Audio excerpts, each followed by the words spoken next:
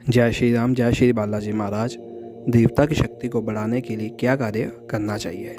ऐसा कौन सा कार्य हम अपने घर में प्रारंभ करें जिससे हमारे इष्ट देव की कृपा हमारे ऊपर और भी ज़्यादा हो और हमारे घर में देवता की कृपा जो है और अधिक बरसने लग जाए।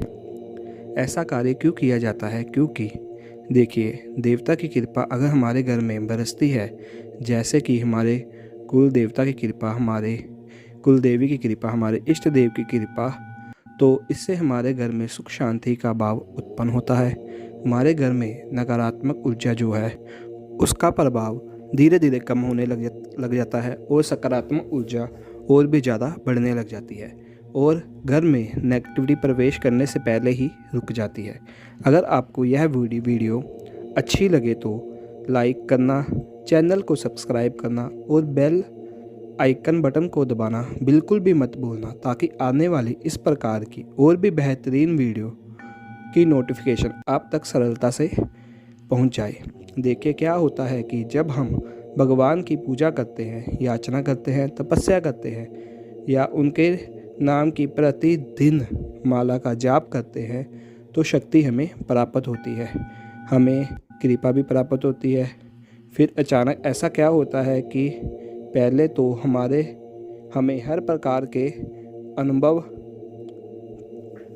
भी होते थे, हर प्रकार के संकेत भी होते हैं। फिर बाद में अनुभव बंद हो जाते हैं। फिर ऐसा लगता है कि हमारी पूजा स्वीकार नहीं हो रही। फिर ऐसा लगता है कि हमें देवता की कृपा हमारे ऊपर नहीं आ रही। आज मैं इन सारे संदेहों को मिटा दूंगा। आपके ऊपर आपके देवता की कृपा हर पल रहेगी, हर वक्त रहेगी। सिर्फ आपको यह कार्य अपने जीवन में कंटिन्यू रखना है। देखिए, जो भी शक्ति है, ना तो वह धन की भूखी होती है, ना ही खाने की भूखी होती है, ना वो आपके कोई चढ़ावे की भूखी होती है, आपके मन के भाव की भूखी होती है। जैसी आपकी भावना होगी उसी प्रकार से आपको रिजल्ट मिलेगा। अब कोई व्यक्ति जो मान लीजिए कोई पुष्प चढ़ा रहा है तो कोई पुष्प अर्पण कर रहा है, कोई फल चढ़ा रहा है तो फल अर्पण कर रहा है। ये आपके भाव हैं जो नित्य नियम हम कार्य करते हैं। मान लीजिए हम प्रतिदिन हनुमान दादा की पूजा कर रहे हैं रोज़ाना। अगर प्रतिदिन हम हनुमान दादा की पूजा कर रहे हैं तो हनुमान दादा की कृपा हमारे ऊपर आने लग जाएगी। अब वो कृपा भी यही देखती है कि हाँ भाई, ये भक्त जो है रेगुलर पूजा करता है, कंटिन्यू पूजा करता है। अब आप चाहते हो कि देवता तक आपका दिया हुआ बोझ, आपका दिया हुआ प्रसाद वहाँ तक पहुँचे, तो उसके लिए आपको अपने जीवन में एक काम यह कंटिन्यू कर देना चाहिए। क्या करना है? पूर्णिमा का हवन करना।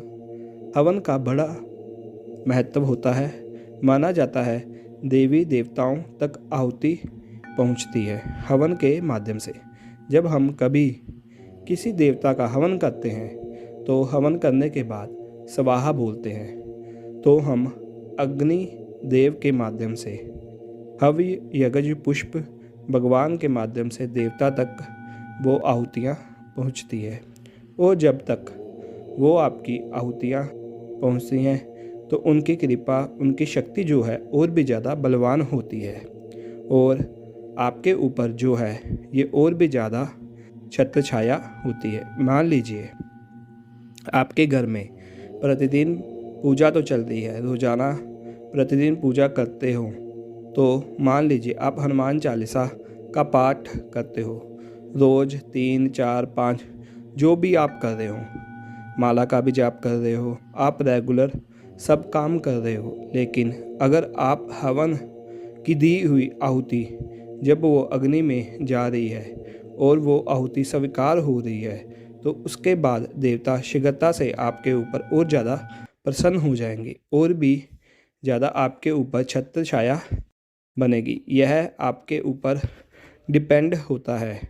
अब कई लोग होते हैं, अगर दुराचारी कार्य करते हैं घर के अंदर, जैसे कि जिस दिन मान लो आप और एक देवता का दिन होता है, जैसे कि नवमी, जैसे कि आप मंगलवार का ही दिन है या कोई ऐसा दिन है, उस दिन आप विशेष तौर पर पूजा करते हो घर के अंदर। विशेष तौर पर मान लीजिए आपके ऊपर बाबा के दूत महाराज जी की शक्ति आ रही है, मान लीजिए आपके ऊपर बाबा की तरंगे आ रही हैं, तो आप जैसे प्रार्थना करते हो कि हे प्रभु, मैं मंगलवार के दिन एक नियम बनाता हूँ समय की मैं इस प्रकार से हर नियम का पालन करूँगा और इस दिन मैं ब्रह्मचारी रहूँगा।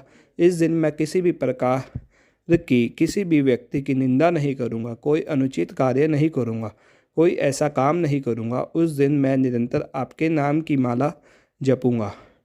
तो अब शक्ति भी आपके भाव को देखती है कि आप शुरू में तो कैसे पूजा कर रहे थे और बाद में कैसे पूजा कर रहे हो। अगर आप रेगुलर उसी तरीके से चलते रहोगे, मैं अपने हर वीडियो में बोलता हूँ कि अब अगर आप सरल रूप से करते रहोगे पूजा भाव भक्ति, तो आपके ऊपर आपके देवता की कृपा मिलेगी, आपके देवता की कृपा बरसेगी। अगर आप उस पूजा में त्रुटि करते हो, गलती करते हो या किसी भी प्रकार का कार्य करते हो, तो इससे क्या होता है, देवता की शक्तियाँ भी दुष्ट होती हैं। और जब देव की शक्ति दुष्ट हो गई, फिर आप क्या प्राप्त कर लोगे। पहली बात तो यह होता है कि उनका दिन होता है, जैसे कि कुल देवी का दिन होता है, जैसे कि अष्टमी है, आप नवमी है और अंधेर पक्ष की अष्टमी है और एक एकादशी है।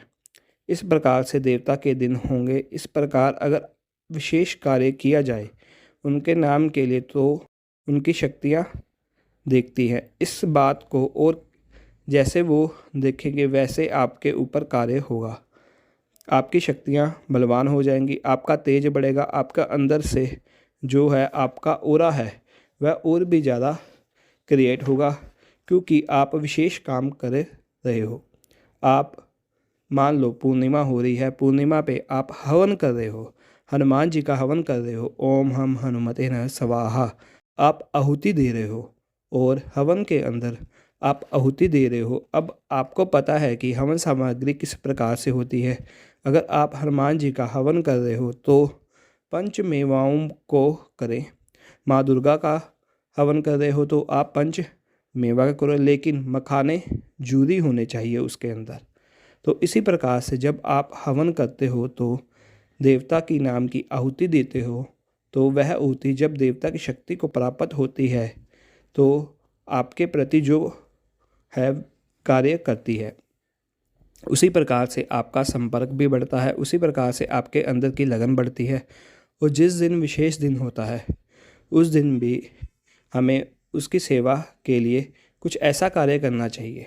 मान लीजिए आप छोटा सा सत्संग रख लीजिए, अपने घर के अंदर सत्संग कर दीजिए। अब मान लीजिए आज अष्टमी है माता की, अगर माता की अष्टमी है, जो अष्टमी के दिन आपने क्या करो, अपने घर में जो भी आपके रिश्तेदार हैं या घर के प्राणी बैठ जाए, आप कुल देवी की पूजा करते हो और अष्टमी पर आप उनकी दोक लगाते हो, तो आपका सारा परिवार बैठ कर एकत्रित होकर, क्योंकि एकता में बल है, जब आप एक हो जाते हो ना, तो नकारात्मक पकड़ नहीं पाती।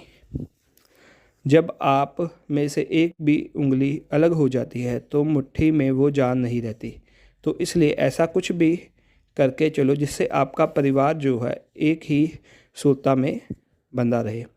और जब एक ही सूत्रता में बंधा रहेगा तो आपके अंदर मजबूती आएगी, मजबूती आएगी तो संकट पनपेगा नहीं, और जब संकट पनपेगा ही नहीं तो आपके घर में कब्जा कैसे करेगा, कब्जा नहीं कर पाएगा, आपके घर में किसी भी प्रकार का रोब नहीं चला पाएगा, क्योंकि उसकी तो चल ही नहीं पा रही है, क्योंकि आपने अपने घर को एकता के सूत्र में बांध रखा है।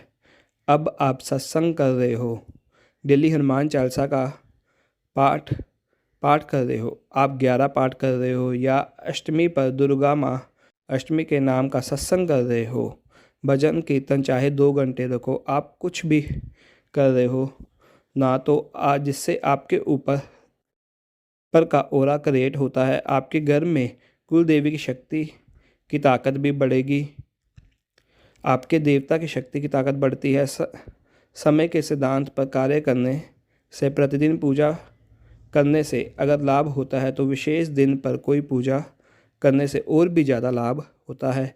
जैसे कि नवरात्रि, जैसे कि गुप्त नवरात्रि, जैसे कि शिवरात्रि। जिस प्रकार से आपको पता है कि यह समय जो है, मान लीजिए हनुमान जन्म महोत्सव क्या है, चैत्र मास की पूर्णिमा। अगर चैत्र मास की पूर्णिमा पे हनुमान जन्मोत्सव बन रहा है तो आप सौभाग्यशाली हो। चैत्र मास की पूर्णिमा पर तो ये कार्य हो रहा है तो आप सोचिए, जब चैत्र मास की पूर्णिमा पर यह कार्य हो रहा है तो आपके ऊपर जो शक्ति आ रही है वो तो अब अगर आप विशेष कार्य कर रहे हैं तो और भी ज़्यादा पावरफुल बनेगी, और भी ज़्यादा कृपा बनेगी, आपके ऊपर और भी ज़्यादा कृपा करेगी।